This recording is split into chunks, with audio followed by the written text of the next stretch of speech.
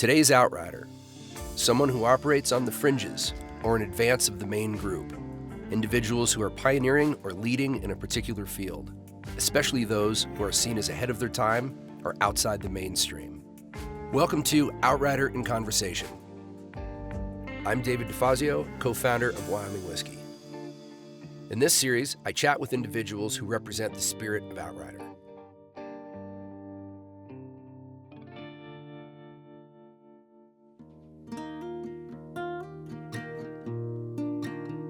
Join us as we settle in with Jackson Hole ski patrollers Drew Nealand, Scott Stolte, and Caitlin McBride to explore the mentality behind their selfless dedication to protecting others.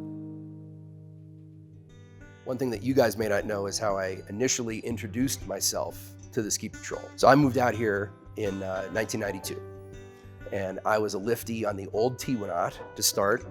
And then I was promoted up to the old Outryders. I was told by somebody, one of my buddies, that if you just walk into the ski patrol boom boom room at 6:30 on a powder day, you could just walk in and they would take you on an avalanche route.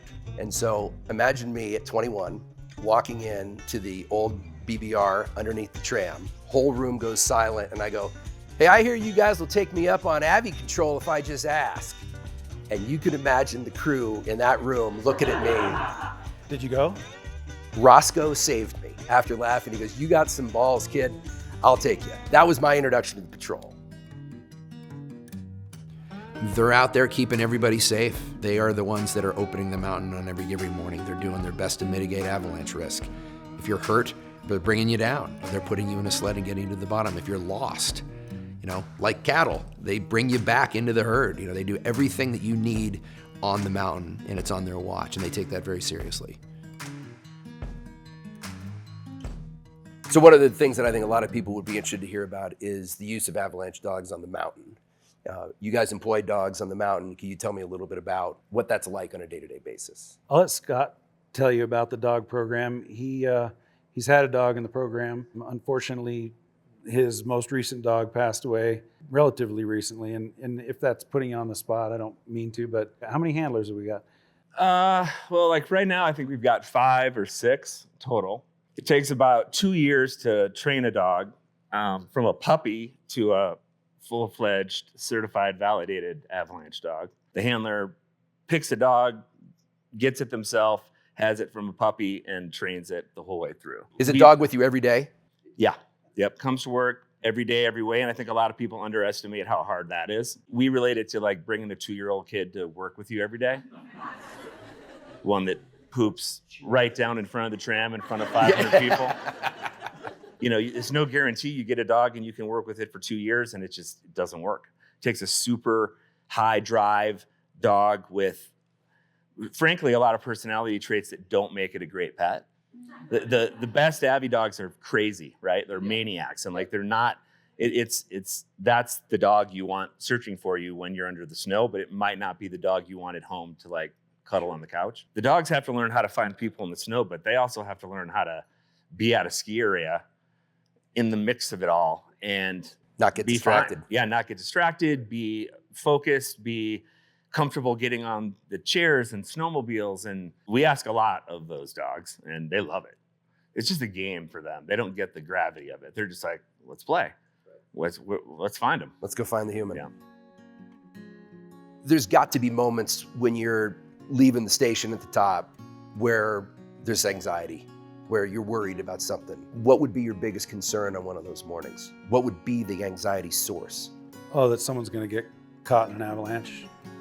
And I trust our crew to stay out of danger as much as they can, but you also have to realize that it's not a given.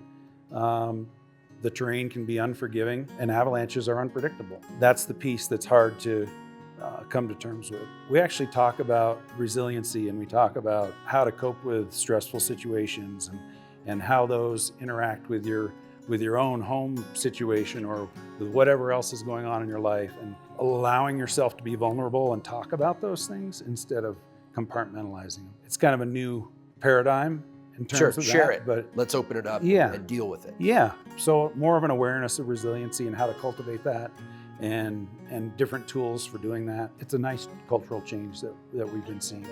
Caitlin, what brought you in, and who did you look up to at the time? Well, I have to mention my dad. He was a ski patroller in Steamboat, so I grew up going out with him, sweeping the mountain. And so I ski patrolled in Steamboat before I came here, which was really nice to kind of have that experience coming here, because this mountain is a whole different beast, if you will. Kind of like JV to varsity.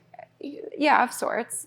I really like ski patrolling. I really like the medical aspect of it. I like to help people that are hurt. I feel really comfortable in those situations, and it's in combination with being in the mountains. And sometimes you have somebody with, a multi-system trauma, and it's snowing sideways, and you're on top of a mountain, and you need to get them down. And that's really, it sounds weird, but that's the appeal for me, because that's where I'm comfortable. I want to help people. I like being in the mountains, and of course there's the being up on the mountain before anyone's there, and the sunrise is coming up, or blast on the mountain, and there's really no words to describe it.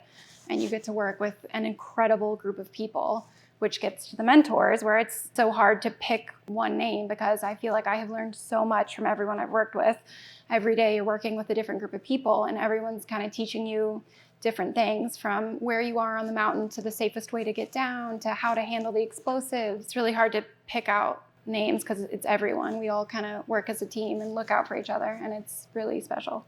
What's the one experience that you would consider to have been the most challenging rescue, the most difficult decision maybe you've had to make in all of the years that you've been up there? Is there one experience that stands out? Probably the biggest one in recent times was just the power line storm. In 2017, we had, 15 power poles blow down along the village road, and the power all went out in the village. And it also coincided with 12 inches of water, I think, in the course of that storm. We had no power. We have no skier compaction.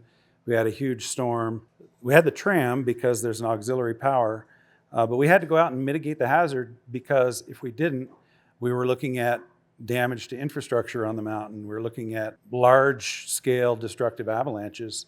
And so we had to go up and mitigate that hazard, and it was very challenging conditions, especially without electricity. And there are many sad situations and losing coworkers on the job and things that stand out in your mind, but those puzzles and the struggles that you work through are really the things that stand out. When the whole team comes together and you accomplish something that, we had CAT operators out here on the highway pushing snow away so that the power company could come in and put new poles in, but they couldn't get the new poles in because all the roads were closed for avalanches. And you forget what those conditions are like when the whole valley is shut down and you can't go anywhere and you don't have electricity. And that starts to add a whole nother level of complexity that, all the hotels in the village had to send everyone away and drain their water pipes because they were worried that they would freeze and break the pipes. And there was nobody here, and it was surreal. The skiing was phenomenal. Right. But it was a lot of work. Sure. Caitlin. One of the most rewarding rescues I've been on, the call came in, he was pulseless apneic, so he's in cardiac arrest. And I just happened to be standing next to the AED at the time. And I used to work in an ER where everything you need is right there on the wall. And I guess it was my first time skiing with an AED. And that's when someone's in cardiac arrest, it's kind of the first thing you want, is to shock their heart back into a rhythm. And I'm skiing down the mountain with this AED, and we get to him, and I get the AED on him, and he wakes up. And that was a wild moment. And then a few months later, you saved his life. Period. Amongst my coworkers, the team did, yeah. And then he came back months later. We had a little pizza party and got to meet his wife, and it was incredible to meet him and talk to him, which that's pretty rare in that situation. Do you remember his T-shirt he had? No. But did you die? Oh no. I thought it was kind of cool. That's right. Yeah. For the goofballs, for the super serious guys and women, the one thing I think the common thread through it all is that trust and the capability. I've gone out with everyone from Big Wally, whose skis are up here on the wall, right? And Russo and Roscoe were in the early days. And then as recently as last year with you guys, running a route with Ian Walsh, who we're going to be interviewing next. And I have never for a moment thought that any member of your team has ever been misplaced. Shouldn't be there. I knew that if anything went wrong, Everybody there was trained to the highest level, and I commend you all for doing a fantastic job of selecting the right people, doing the right training, and really cultivating a great family atmosphere. It's part of the reason why I gravitate to you guys, because it's just such a cool group to be around. It is. It's a super cool group. We don't bat 1,000, but we do pretty good. Well, I think I think you're damn close. With that process and like bringing new people in and sorting it all out, it takes a very unique individual to do it and to fit in and to be accepted by the existing group and, you know, do it all. It's tough. I want to thank the three of you. Drew, Caitlin, Scott, I appreciate your friendship. I appreciate what you guys do for the hill, for the mountain, for the town, and thank you for coming here tonight. Yeah, thank you, man. Thank you. Thanks, Drew. Normally, I'm in their world, up on the mountain. I'm skiing around with them in the dark. They're throwing bombs. It gets me out of my comfort zone. And it was really nice to take all of their experience that they learned on the hill and sit them down on a couch and make them a little uncomfortable for once. That was personally very satisfying for me. I don't believe that the Ski Patrol is heard often enough in the public. Obviously, within the organization, they are a critical role in the opening of the resort every day. But I think it was important for people to hear what they do. This has been Outrider in Conversation. Thanks for joining us.